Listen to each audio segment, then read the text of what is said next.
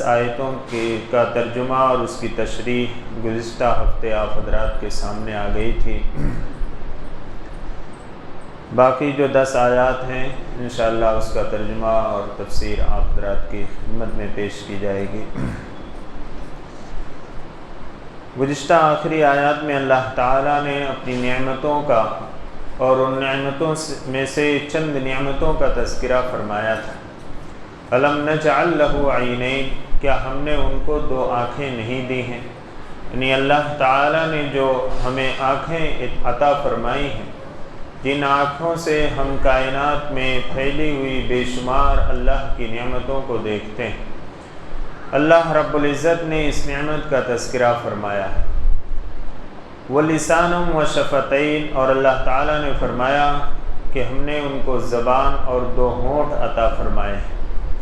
وَهَدَيْنَاهُ النَّجْدَيْنِ، اور ہم نے ان کو خیر اور شر کے راستے بتلا دیے، حق اور باطل کے راستے بتلا دیے، کامیابی اور ناکامی کے راستے بتلا دیے۔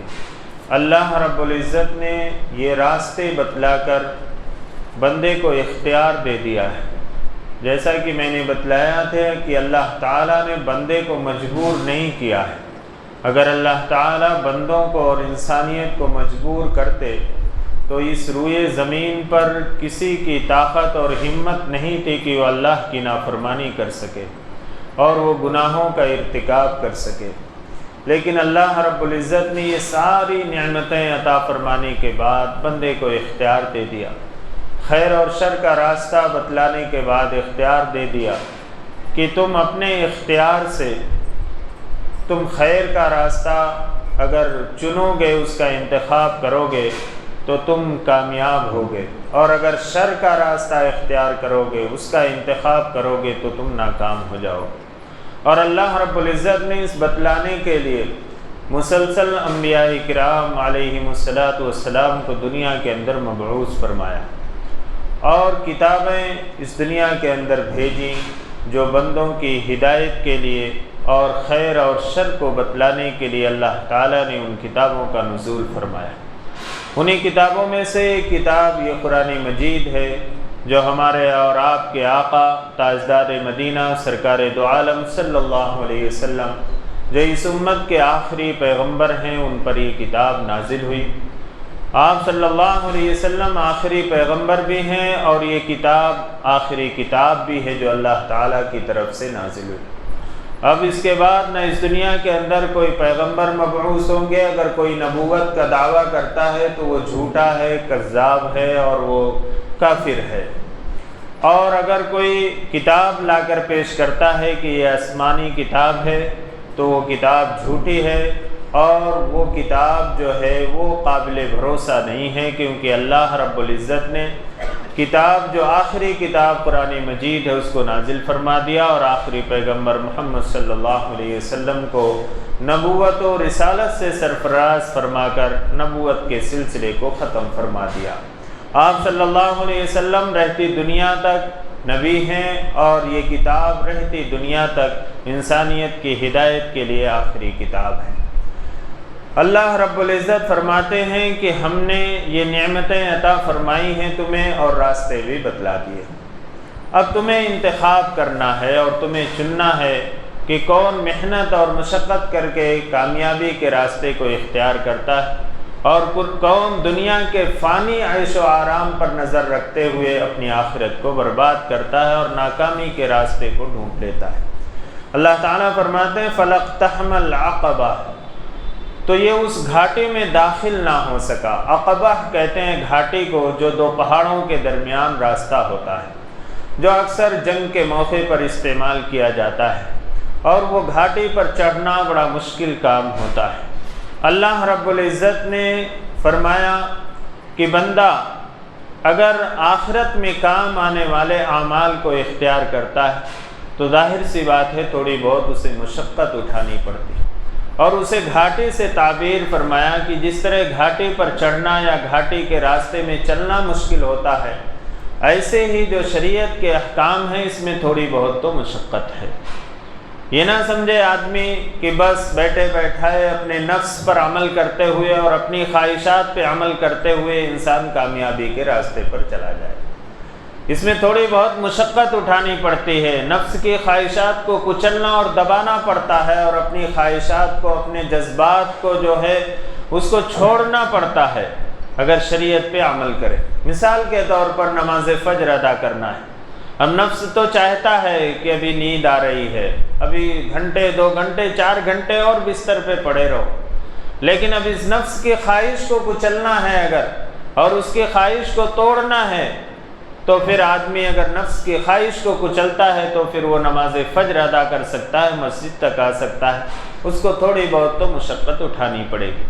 تو اللہ رب العزت فرماتے ہیں فَلَاقْتَحَمَ الْعَقَبَةَ، لیکن بندہ اس گھاٹی میں داخل نہیں ہو سکا، اس پر چڑھ نہیں سکا۔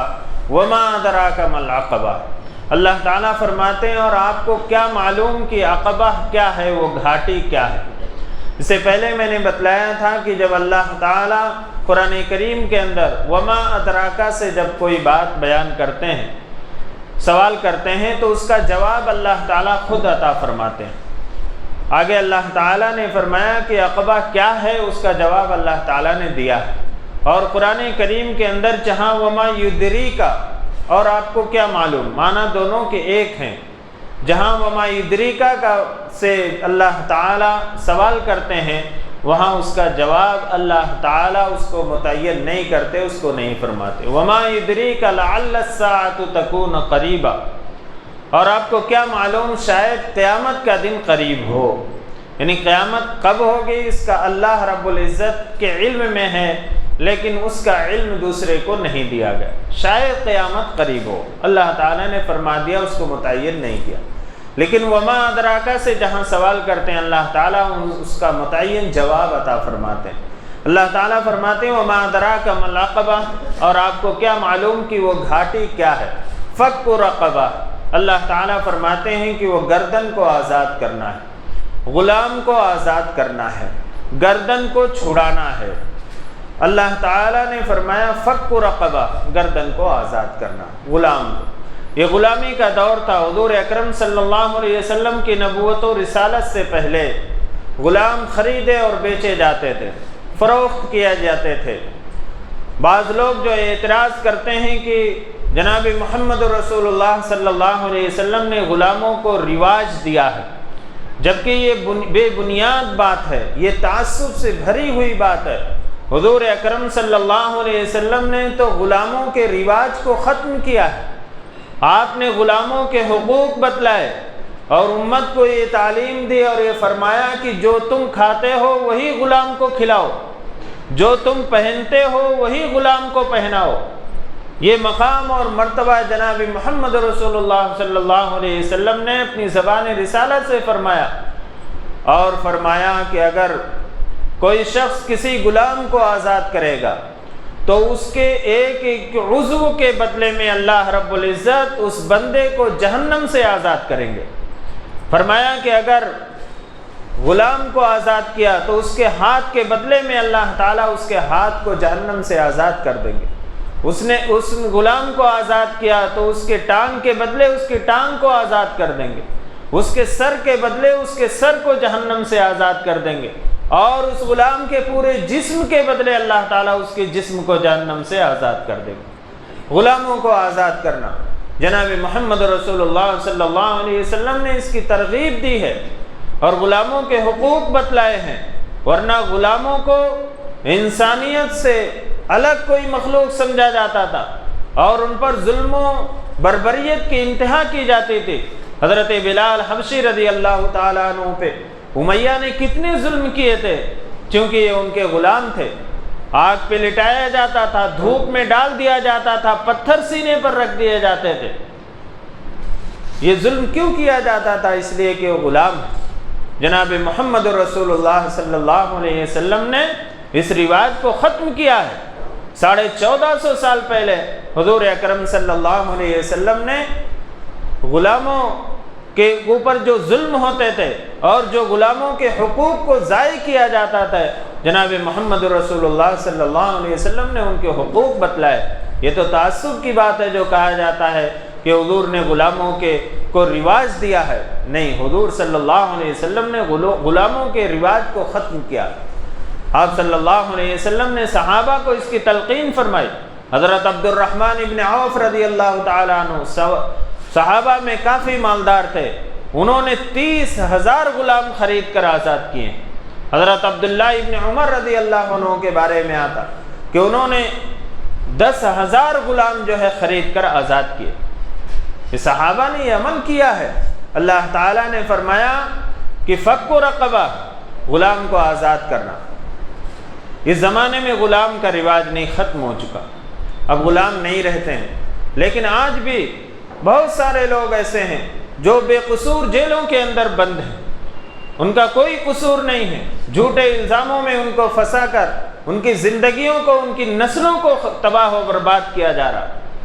اور اگر دیکھا جائے تو تعصب اتنا زیادہ بڑھ چکا ہے کہ یہ مسلمانوں کے ساتھ بہت ہی اس معاملے میں ظلم و زیادتی ہوتی۔ ایسے لوگوں کی جن کی گردنیں اور جو جیلوں کے اندر بلا وجہ قید میں پڑے ہوئے ہیں، ایسے لوگوں کو چھڑانے میں مدد کرنا، یہ بھی غلام آزاد کرنے اور گردن چھڑانے کے جو ہے مرادف ہے، یعنی اس کا ثواب ملے گا اسے۔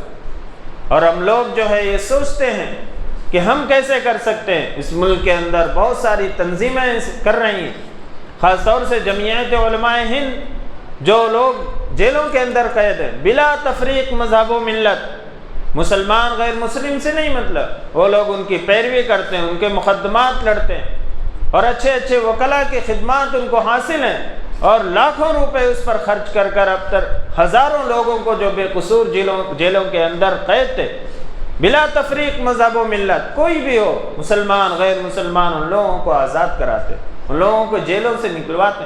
ایسی تنظیموں کو مدد کرنا یہ بھی غلام کو آزاد کرنے میں داخل ہے اور گردن کے چھڑانے میں داخل ہے۔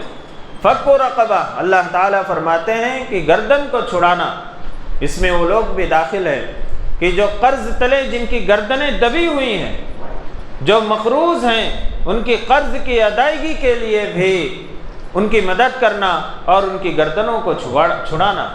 اللہ رب العزت نے مال و دولت جو دیا ہے، چاہے آپ کو دیا ہو یا مجھے دیا ہو، اللہ تعالیٰ نے اپنی شان و شوکت بتانے کے لیے نہیں دیا ہے، نام و نمود کے لیے نہیں دیا ہے، کوٹھی اور بنگلے کے لیے نہیں دیا ہے۔ اللہ رب العزت نے یہ جو دولت عطا فرمائی ہے، اس دولت کے ذریعے سے یتیموں، مسکینوں، محتاجوں، غریبوں کی مدد کیجیے اور اپنی آخرت کو بنائیے اور اپنے آخرت میں کام آنے والے اعمال کے اندر خرچ کیجیے۔ یہ اس لیے نہیں دیا ہے کہ آپ بڑی بڑی شادیاں کریں، نام و نمود دکھاوے کے لیے، معاشرے میں بتانے کے لیے کہ ہمارے پاس بھی مال و دولت، اس لیے نہیں اللہ رب العزت نے عطا فرمائی۔ حضرت عبد الرحمن ابن عوف رضی اللہ تعالیٰ عنہ کتنے صحابہ میں مالدار تھے، لیکن اپنے مال کو اللہ کے راستے میں خرچ کرتے تھے۔ 30,000 غلام انہوں نے خرید کر آزاد کیے جو غلامی کی زنجیروں کے اندر جکڑے ہوئے تھے۔ آج ہمارے ملک میں بلکہ پوری دنیا کے اندر کتنے مسلمان غیر مسلمان ایسے ہیں جو بلا وجہ جیلوں کے اندر قید ہیں، ان کی رہائی کے لیے جتنی بھی ہماری مدد ہو سکتی ہے اس میں ہمیں حصہ لینا چاہیے اور اپنے مال کو خرچ کرنا چاہیے۔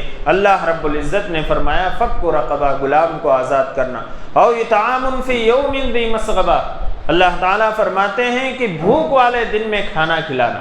بھوک والے دن سے مراد یہ ہے کہ جو شخص جس دن بھوکا ہو، آپ کو معلوم ہو جائے کہ فلاں شخص بھوکا ہے، فلاں شخص کے پاس آج پکانے کے لیے کوئی چیز نہیں، آج اس کا چولہا نہیں سلگ سکتا ہے، آپ ایسے لوگوں کی مدد کیجیے۔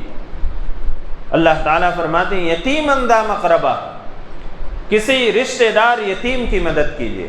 یتیم کی مدد کرنا باعث ثواب ہے۔ یتیم جس کے باپ کا سایہ سر سے اٹھ گیا ہو اور وہ بچہ ابھی نابالغ ہو، اس کو یتیم کہا جاتا۔ بالغ ہونے کے بعد اگر کسی کے باپ کا انتقال ہو جائے تو اسے یتیم نہیں کہا جائے گا۔ جب تک بچہ نابالغ ہے، اس کے باپ کا انتقال ہوتا ہے تو اسے یتیم کہا جاتا۔ اللہ تعالیٰ فرماتے ہیں کہ یتیم کی مدد کرنا باعث ثواب ہے، لیکن اگر کوئی یتیم ایسا ہو جو یتیم ہونے کے ساتھ ساتھ آپ کا رشتہ دار بھی ہے، آپ کا قریبی بھی ہے، ہو سکتا ہے آپ کا بھتیجا ہو، آپ کا بھانجا ہو، اس کی مدد کرنا اور اس کے ساتھ احسان کا معاملہ کرنا، سلوک کا معاملہ کرنا۔ جناب محمد رسول اللہ صلی اللہ علیہ وسلم نے یتیموں کے سلسلے میں خاص طور سے بہت ہدایات فرمائی ہیں امت کو، اور امت کو اس پر عمل کرنا چاہیے۔ کسی کی پرورش میں اگر کوئی یتیم ہو تو بڑے ہی احتیاط کے ساتھ، ایسا نہ ہو کہ اس کا دل دکھ جائے، ایسا نہ ہو کہ اس کے مال کو ہڑپ کر لیا جائے۔ اللہ تعالیٰ نے فرمایا ان الذین یاکلون اموال الیتامی ظلما انما یاکلون فی بطونہم نارا، کہ جو لوگ یتیموں کا مال ظلماً زبردستی کھاتے ہیں وہ اپنے پیٹ میں انگارے بھر رہے ہیں، آگ بھر رہے ہیں، سیصلون سعیرا، اور ان قریب جہنم کے اندر داخل کیے جائیں گے۔ اس لیے یتیم کے حقوق کے بارے میں بہت ڈرنے کی ضرورت۔ عموماً ہوتا ہے آدمی دنیا کے عیش و آرام کے لیے، دنیا کے مال و دولت کے لیے یتیموں کو ٹھکرا دیتا ہے، جائیداد سے برطرف کر دیتا ہے۔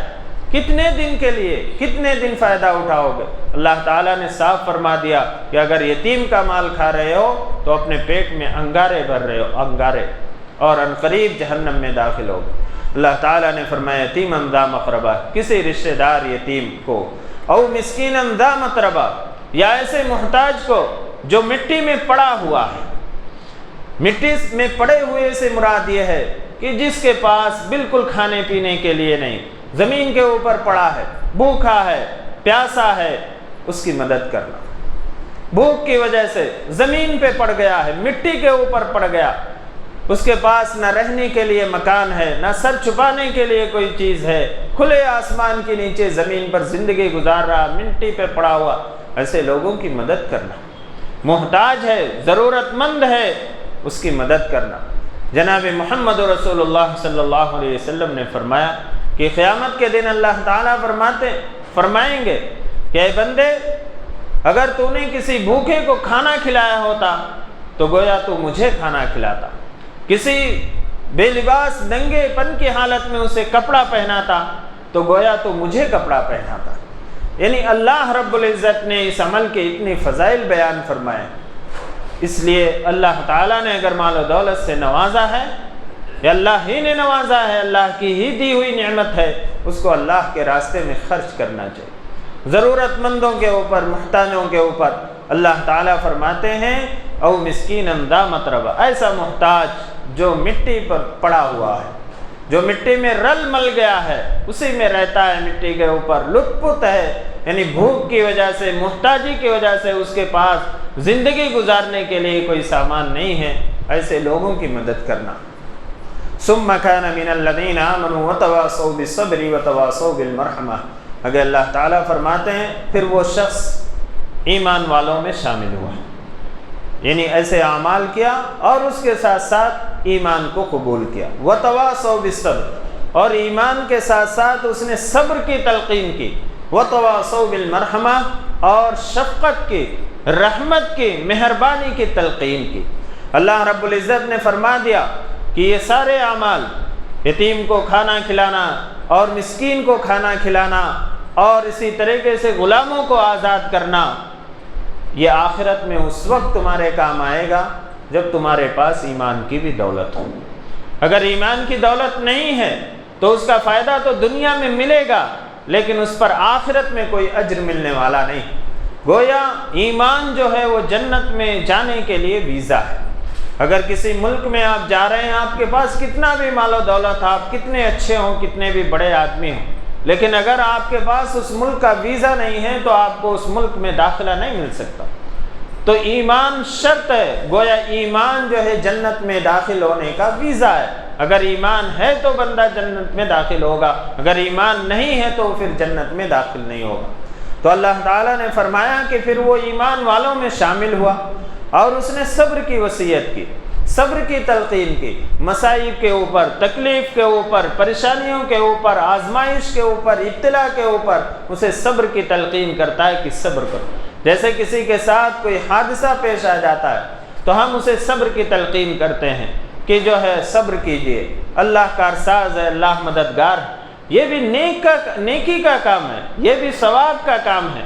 اور اللہ تعالیٰ فرماتے ہیں کہ ایمان کے بعد اس نے صبر کرنے کی تلقین کی، وتواصوا بالمرحمہ، اور شفقت کی، مہربانی کی، رحم کرنے کی تلقین کی۔ شفقت، مہربانی، یہ اللہ رب العزت کی صفات۔ اللہ تعالیٰ نے فرمایا کہ جو شخص زمین پر رہنے والوں پر رحم کرتا ہے اللہ تعالیٰ اور آسمان والے جو ہے اس پر رحم کرتے ہیں، اور اللہ کی مخلوق پر، صرف انسانوں پر نہیں بلکہ حیوانات پر رحم کرنے سے، شفقت کرنے سے، ان کی صحیح طریقے سے دیکھ بھال کرنے سے اللہ رب العزت اس پر بھی اجر عطا فرماتے ہیں۔ تو اللہ تعالیٰ نے فرمایا ثم كان من الذين آمنوا وتواصوا بالصبر وتواصوا بالمرحمة اولئك اصحاب المیمنہ۔ اللہ تعالیٰ فرماتے ہیں یہی لوگ ہیں داہنے ہاتھ والے۔ داہنے ہاتھ سے مراد یہ ہے کہ ان کا نام اعمال ان کو داہنے ہاتھ میں دیا جائے گا۔ اور فرمایا اللہ تعالیٰ نے فَأَمَّا مَنْ أُوتِيَ كِتَابَهُ بِيَمِينِهِ فَيَقُولُ هَاؤُمُ اقْرَءُوا كِتَابِيَهْ، کہ جس کا نام اعمال اس کے سیدھے ہاتھ میں دیا جائے گا، وہ لوگوں سے کہے گا کہ لو یہ پڑھو، یہ میرا نام اعمال ہے، جو دنیا میں نے عمل کیا تھا وہ اس کا بدلہ اور اس میں یہ درج ہے، یہ لو پڑھو، لوگوں کو دکھاتا ہوا پھر فَيَقُولُ هَاؤُمُ اقْرَءُوا كِتَابِيَهْ، وہ لوگوں سے کہے گا کہ لو یہ پڑھو، إِنِّي ظَنَنْتُ أَنِّي مُلَاقٍ حِسَابِيَهْ، مجھے یقین تھا کہ مجھے میرا حساب مل کر رہے گا، میں آخرت کی زندگی پر یقین رکھتا تھا، مجھے یقین تھا کہ جو میں نے دنیا میں عمل کیا ہے اس کا حساب و کتاب مجھے ملنے والا۔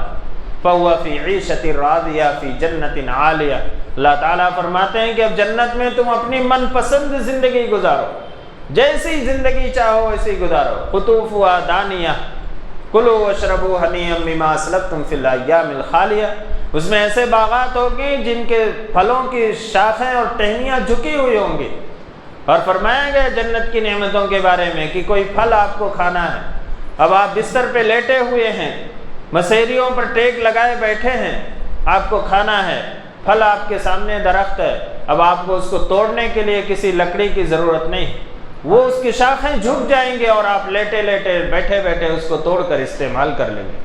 تو اللہ تعالیٰ فرماتے ہیں کہ یہ تمہارے اس اعمال کا بدلہ ہے جو تم نے دنیا کی زندگی کے اندر کیا۔ تو نام اعمال جب داہنے ہاتھ میں دیا جائے گا تو یہ اس کی کامیابی کی دلیل ہوگی۔ اللہ ہم سب کو ہمارا نام اعمال داہنے ہاتھ میں عطا فرمائے۔ والذین کفروا بآیاتنا هم اصحاب المشأمہ، اللہ تعالیٰ فرماتے ہیں جنہوں نے ہماری آیتوں کا انکار کیا، کفر کیا، هم اصحاب المشأمہ، وہ بائیں ہاتھ والے ہوں گے۔ بائیں ہاتھ میں جس کا نام اعمال دیا جائے گا وہ اس کی ناکامی کی دلیل ہوگی۔ اللہ تعالیٰ نے فرمایا وَأَمَّا مَنْ أُوتِيَ كِتَابَهُ بِشِمَالِهِ فَيَقُولُ يَا لَيْتَنِي لَمْ أُوتَ كِتَابِيَهْ وَلَمْ أَدْرِ مَا حِسَابِيَهْ، جس کا نام اعمال اس کے بائیں ہاتھ میں دیا جائے گا وہ کہے گا کہ اے کاش میرا نام اعمال مجھے دیا ہی نہیں جاتا، مجھے میرا حساب معلوم نہ ہوتا، یا لیتہا کانت القاضیہ، اے کاش مجھے بہت پہلے ہلاک کر دیا گیا ہوتا، یعنی اتنی لمبی عمر نہ دی گئی ہوتی جس میں میں اتنے سارے گناہ کیے، مجھے بہت پہلے اللہ تعالیٰ دنیا سے اٹھا لیتا۔ ما اغنی عنی مالیہ، اللہ تعالیٰ فرماتے ہیں اس کا مال و دولت اس دن کام نہیں آیا، ہلک عنی سلطانیہ، اس کی بادشاہت بھی کام نہیں آئی، اس کی حکمرانی بھی کام نہیں۔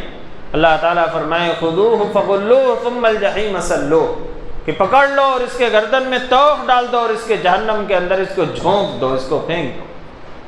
تو اللہ تعالیٰ فرماتے ہیں کہ جو لوگ ایمان لائیں گے اور صبر کی تلقین کریں گے اور لوگوں پر شفقت، مہربانی، رحم کی تلقین کریں گے، یہ لوگ دائیں ہاتھ والے ہوں گے، ان کا نام اعمال ان کے دائیں ہاتھ میں دیا جائے، اور جو لوگ کفر کی زندگی گزاریں گے اور ہماری آیتوں کا انکار کریں گے وہ بائیں ہاتھ والے ہوں گے۔ علیہم نار مؤصدہ، اللہ تعالیٰ فرماتے ہیں ان پر ایسی آگ مسلط ہوگی جو ان پر بند کر دی جائے گی، یعنی کہیں سے کوئی نکلنے کا راستہ نہیں ہوگا، نہ دروازہ ہوگا، نہ کھڑکیاں ہوں گی، نہ روشن دان ہوگی، ایسی آگ کے اندر انہیں داخل کیا جائے گا۔ اللہ تعالیٰ فرماتے ہیں اس پر بند کر دی جائے گی، بھاگنے کا کوئی راستہ نہیں رہے گا۔ کہ دنیا میں انسان تو بھاگ جاتا ہے، چھپ جاتا ہے، چھپ کر اپنے آپ کو بچا لیتا ہے، لیکن جہنم کے اندر جب ڈالا جائے گا تو اس کو بھاگنے کا کوئی راستہ نہیں ملے گا۔ اللہ تعالیٰ ہم سب کی حفاظت فرمائے۔ ان آیات پہ یہ سورت مکمل ہو گئی۔ سورت میں جو باتیں آئی ہیں اللہ رب العزت ہم سب کو اس پر عمل کی توفیق عطا فرمائے، اور ہم سب کو ہمارا نام اعمال سیدھے ہاتھ میں عطا فرمائے، داہنے ہاتھ میں، اور جہنم کے عذاب سے اللہ تعالیٰ ہم سب کی حفاظت فرمائے۔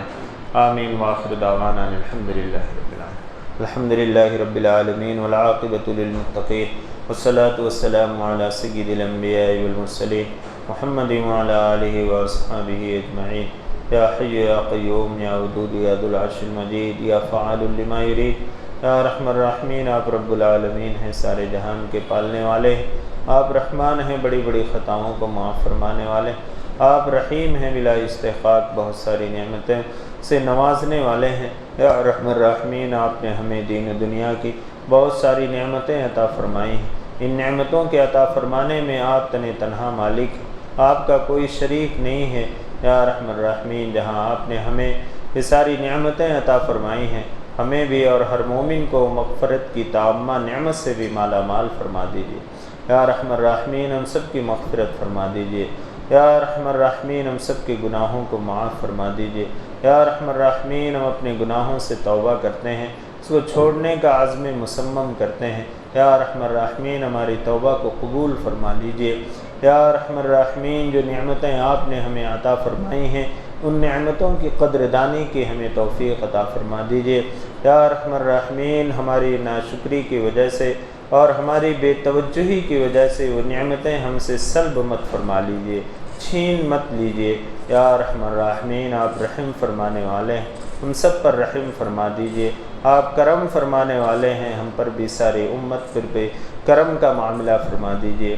یا رحم الراحمین، ہم سب کو معاف فرما دیجیے، ہم سب کی مغفرت فرما دیجیے۔ یا رحم الراحمین، گناہوں سے بچنے والا بنا دیجیے، اعمال صالحہ کی ہم سب کو توفیق عطا فرمائیے، نیک اعمال پر یا رحم الراحمین ہم سب کی مدد فرما دیجیے۔ یا رحم الراحمین، حضور اکرم صلی اللہ علیہ وسلم کی سچی محبت و اطاعت ہمارے دلوں کے اندر پیدا فرما دیجیے، آپ صلی اللہ علیہ وسلم کی سنتوں پر عمل کرنا آسان فرما دیجیے، آپ صلی اللہ علیہ وسلم کی سنتوں سے محبت اور عشق پیدا فرما دیجیے۔ یا رحم الراحمین، ہم میں سے جن کے والدین یا ان میں سے کوئی ایک باحیات ہیں، یا رحم الراحمین انہیں صحت و تندرستی عطا فرمائیے، ان کی عمروں میں برکت عطا فرمائیے اور ان کے سایہ عاطفت کو ہمارے سروں پر تا دیر قائم اور دائم رکھیے۔ یا رحم الراحمین، ہم میں سے جن کے والدین یا ان میں سے کوئی ایک اس دنیا سے رخصت ہو گئے، یا رحم الراحمین ان کی مغفرت فرما دیجیے، انہیں کروٹ کروٹ جنت نصیب فرمائیے، جنت الفردوس میں اعلیٰ مقام عطا فرمائیے، امت مسلمہ کے تمام مرحومین کی مغفرت فرما دیجیے۔ یا رحم الراحمین، جب تک زندگی عطا فرمائیے، ایمان اور عمل صالح پر قائم اور دائم رکھیے، اور جب اس دنیا سے جانے کا وقت آئے ہم سب کا خاتمہ اکمل ایمان پر نصیب فرمائیے۔ یا رحم الراحمین، جو بچے جو نونہال اعلیٰ تعلیم کے لیے کوششیں کر رہے ہیں، یا رحم الراحمین ان کی کوششوں میں کامیابی عطا فرمائیے، اور جو بچے آج امتحان لکھ رہے ہیں، یا رحم الراحمین ان کے امتحانوں میں انہیں اعلیٰ نمبرات سے کامیابی عطا فرمائیے اور ان کے مقاصد کو پورا فرمائیے اور ان کی خدمات کو قبول فرما لیجیے۔ یا رحم الراحمین، حضور اکرم صلی اللہ علیہ وسلم کے صدقہ دفیل ہماری دعاؤں کو قبول و منظور فرما لیجیے۔ ربنا تقبل منا انک انت السمیع العلیم وتب علینا انک انت التواب الرحیم برحمتک یا ارحم الراحمین۔